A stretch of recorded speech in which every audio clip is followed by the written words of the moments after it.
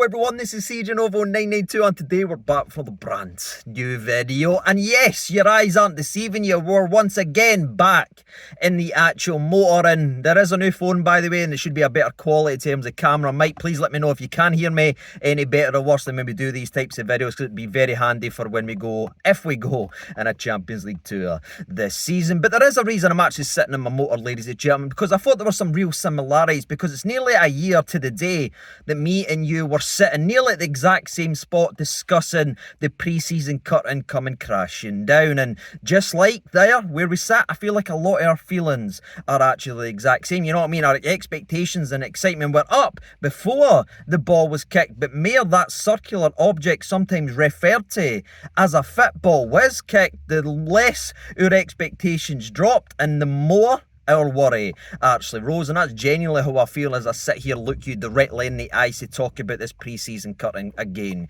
come calling. It's not exactly been a pre-season that's filled with joys and excitements, and we can see where we're going now. I'd actually argue there's a lot more positives to go from this game of football, this entertaining 4-4 draw with Union Berlin. I mean, if you were just looking for some goals and some of that, you got that for that game of football. And I think there is some positives, and trust me, we are going to speak about that in today's video as well. It's not just here to rant and rave and complain about this. For me, there is positives, but there are also some negatives, ladies and gentlemen. So strap yourselves in, wear your seatbelt if you're not parked up like me with the engine turned off, and let's go ahead and talk about this game, where we are in pre-season, where I feel like we're lacking, and where and what needs to be done if we have to get back on track and become the team we hope we can be this season in terms of winning silverware, which would be very, very nice, because it's, believe it or not, it's what this football club used to do better than anybody, win silverware, before, you know, we started being and accepting losing and letting our standards drop to the way that they're actually doing. But aye, let's go ahead, as we're about to have 3 or 4 people currently walking by as they sit and say, is that a grey man? Sit and talk to yourself. Yes, it is. Subscribe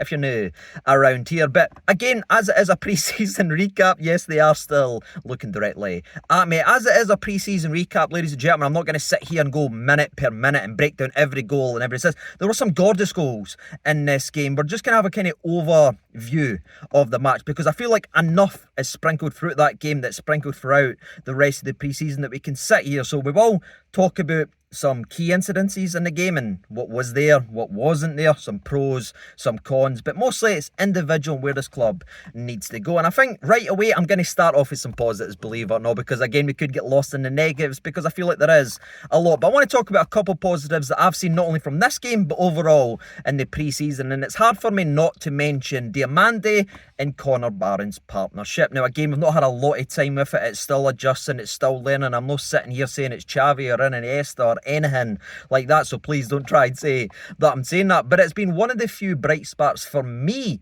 as a Rangers fan, watching these games and saying, right, what are we working on? Because again, that's what pre-season's supposed to be, bleeding in new players, trying out new tactics, trying out new stuff, and actually seeing where we can actually go. And for me, Connor Barron and Diomande has been one of the very few positives and one of the few bright sparks all the way through pre-season, and I'd argue they've carried their pre-season almost on their back, and that for me is something I can get behind it, and I like the look of it. I think again it's still got to be touched up. I'm not exactly sure the formation is technically getting the best of them, if I'm being brutally honest with you, and I think maybe they might need another body right next to them, maybe need somebody else who's got a wee bit more of an engine rather than Tom Lawrence to really get the best of them. But for me, Connor Barron's looked really good, very tenacious, the way he goes about his business, his engine is giving us a bit of legs when we never had it. And for me, Diomande's just class, and I can't really explain it, because I know technically in this game of football he gave away a penalty, and can somebody let me know in the comments section below, was that a penalty?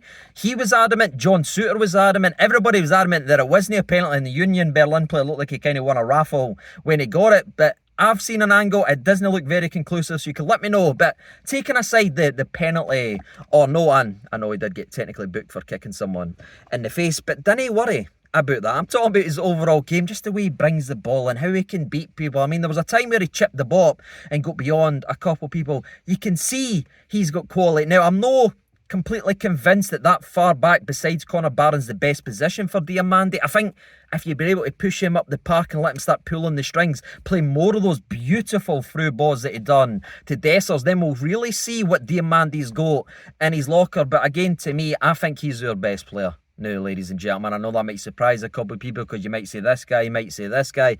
But for me, if you're asking me who has been the best player overall in the season, it's got to be Diomande. And that's a positive for me. And you've got to argue, especially from this game of football, Tom Lawrence looks to be the positive. Now, I'm going to be honest, I feel like a scorned ex, a scarred ex, if you will. You know, I mean, I've been hurt before by Tom Lawrence because I thought he was going to be this, but then he let me down last season, you know, and I'm trying to not get lost in his eyes and the way that he's scoring goals and giving nonchalant smiles. I'm trying not to get pulled in and sucked into the Tom Lawrence hype train because I have been hurt before, but you could genuinely argue as it gets brighter and brighter. I don't know if that's the Lord agreeing with me in terms of talking about Tom Lawrence, but he's looked unbelievable. And if you take his goals away, we've had none this season. Pretty damn much. Wonderful free kick versus Ajax, and his goals a day were outrageous, especially his second one. Now, his first one is pure Tom Lawrence because, again, I've said this many times over the years, there's no one else like him that can strike a ball that cleanly in a Rangers top. I mean, I'm talking about Diomande being our best player. He had a chance to put the ball in the back of net around about the 78th minute, ballooned it out of the bar. Ross McCausland ballooned it. Scott Wright had an opportunity, couple of opportunities. Desser's no doing that. The way he strikes that ball, only he can actually do it. It's absolutely gorgeous for Tom Lawrence. But again, I don't know if I trust him because I've seen what he can do. And if I'm honest, he looked gas after 30 minutes. And that's kind of what's followed him all the way through his Rangers career. Maybe, just maybe, he's putting himself right in the short window and someone's going to come pick him up. I still don't think he'll be here at Rangers by the end of the transfer window. But again, if he's performing like that and scoring goals like that and being almost the linchpin of that attacking side, because he's involved in every goal of the day. He's directly involved in starting it. And again, for half of them, he put them actually away. So it's going to be interesting to see what Clement does with Tom Lawrence. I think we all expected him to be gone, maybe even Clement himself. But when he's playing like that and being such an important attacking asset, do you keep him? Do you give him an opportunity to try and beat it? It's been a year now since he's got that proper injury. Or have you learned your lesson and just felt like you're hurt too many times by the false prophets and everything like that? You know what I mean? The guys that come here and they tell us we're going to do this, they're going to do this, they post this on social media and then they all falter away. That's the way I kind of look at Lawrence, you know what I mean? I've been hurt too many times. I'd just love to know what your thoughts and opinions are on Tom Lawrence. As you tell me about the next guy by the name of Cyril Dessers, his goals a day, I mean, they're outrageous. His first goal, and it's gone back to that Diomande through ball. I love the way that we built up. Cortez was involved, Dio was involved, Lawrence was involved. Brilliant ball to Dio. Dio then plays a screamer of a pass, absolutely on a sixpence. That's why I want to see him further forward, troops. He's got that in his game. No many in a Rangers shirt has actually got it, but it's a wonderful ball to Dessers, and Dessers just goes round the keeper and taps it into the back of net. Now, you could argue, shame on the goalkeeper for falling for a Dessers fake shot, but again, that's the quality that he's actually got. And his second goal's probably the most Dessers experience goal that you're ever going to see. He fake shotted it not once, not twice, but 3 times, then pegged the goalie. When it goes right, Dessers looks absolutely unbelievable, but it's really unfortunate that goal almost happens several times in throughout a game of football, especially domestically, because he's trying the fake shot, then it'll get blocked. He's trying the fake shot, and then he'll get away with it, but he'll no shoot, and then he'll try the second one, and he'll get caught. It's just Dessers, it's just who he is. He's never going to change. But aye, thank you, Union Berlin. You have blood in your hands for encouraging him to do it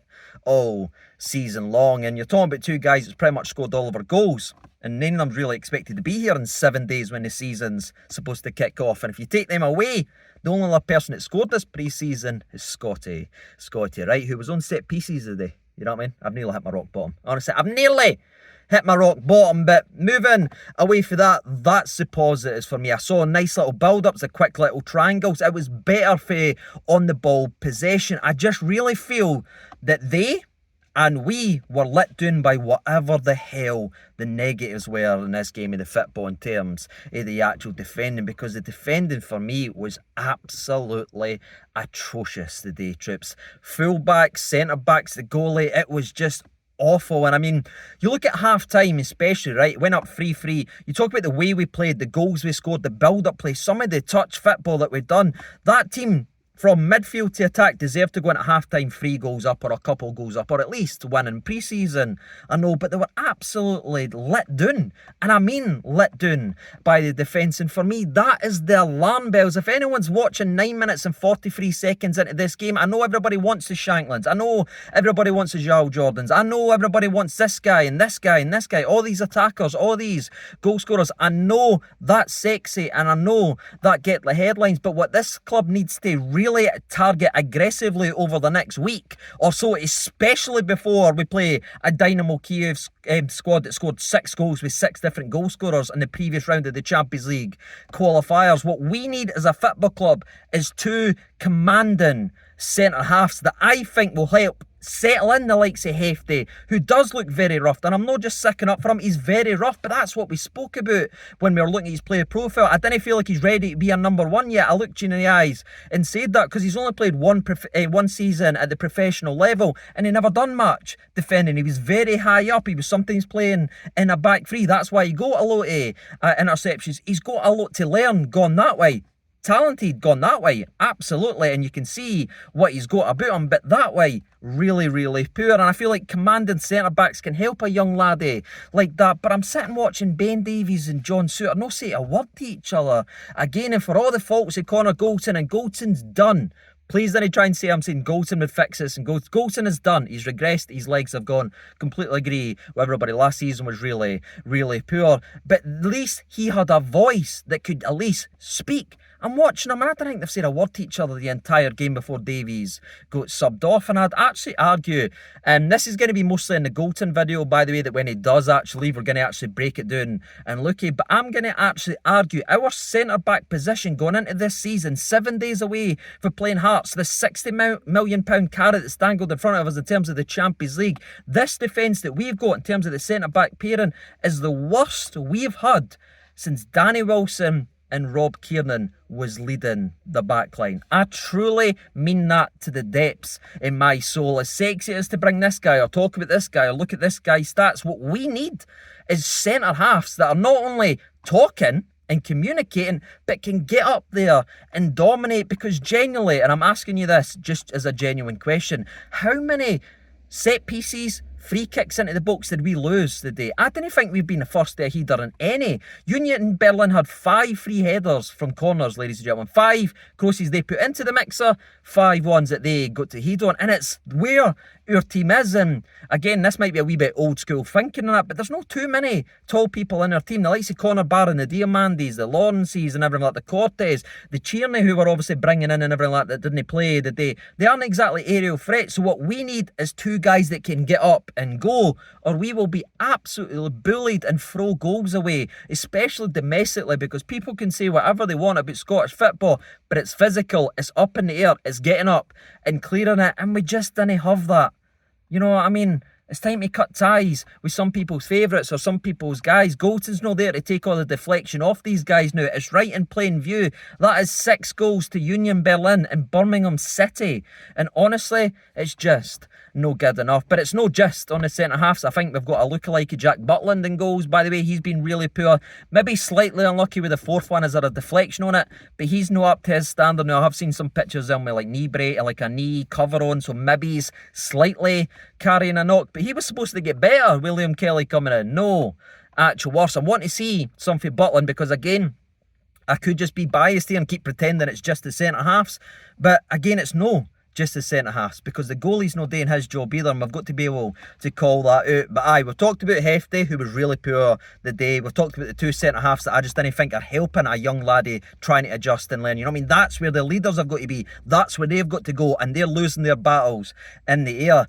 But that takes me to my right back, ladies and gentlemen. And unfortunately, I didn't want to be saying this, but Tavernier looks finished as well. You know what I mean? I don't know if he is protecting himself for a move or if he's just at that level. But he's picked up exactly where he ended last season, and that's been the weak link. I mean, the goals we conceded today, especially down his sides, absolutely honking. I get he's not played much. I get he's just coming back from an injury, but the boy's towing a caravan, and just the way he was took to task here and there again, it was like watching Muhammad Ali fight Larry Holmes, just get battered. Sillies. You're like, just stop it now. Just move on, and I really feel like that needs to happen. And if Tavernier is the starting right back in 7 day times versus Hearts, it could be a long season, and I didn't want to say that about the skipper, but that's how I feel. But there is something I do want to talk about in terms of that. Why was Tavernier starting today? Wasn't it because he was the captain of this football club? No. Why was he starting? Because Sterling had an injury and his Sterling was missing his game, and I want Sterling to stay right back. I'm sure a lot of you guys that's currently watching today's video, especially 15 minutes in,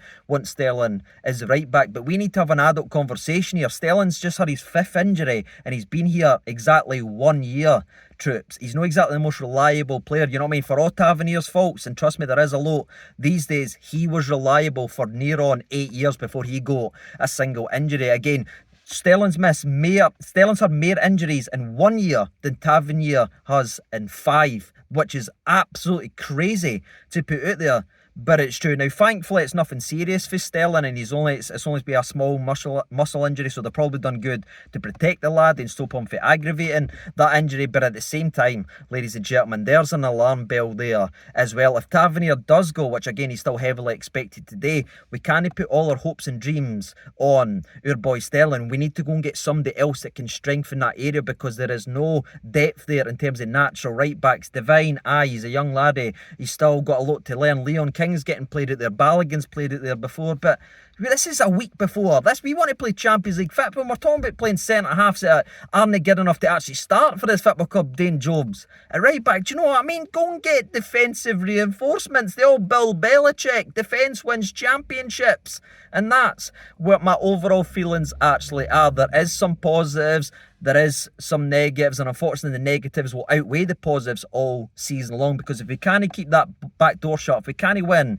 a single here, or if we can't defend, we're not going to get very far, and that's only going to hurt the guys going forward. So that's how I really feel about this game and overall in the pre-season. I've seen some positives in the midfield. I feel like it's building. I get it, and I will use the term it's only pre-season for some of the performances, but overall my biggest glaring takeaway is this defence isn't good enough. I think Hefty is going to be alright. He just needs time to learn, and needs maybe a couple of leaders around him to help him on the defensive side of the game. It's going to be important whoever we start at actual left back. Again, I'm not 100% comfortable with him starting overall, but he'll get there. But Tavernier in the right back situation needs to be sorted, because it's barking, ladies and gentlemen. And Jackie Butler needs to get his head back in the game, because he was awful as well. But I know he's everyone's favourite, so we'll let him off with it. We want him to be captain when Tavernier goes, but he needs to give himself a shake, you know what I mean, because he's been really poor. But that's how I feel about it, ladies and gentlemen. Saw some positives going forward, saw a lot of negatives going back, and again, we are 7 days away now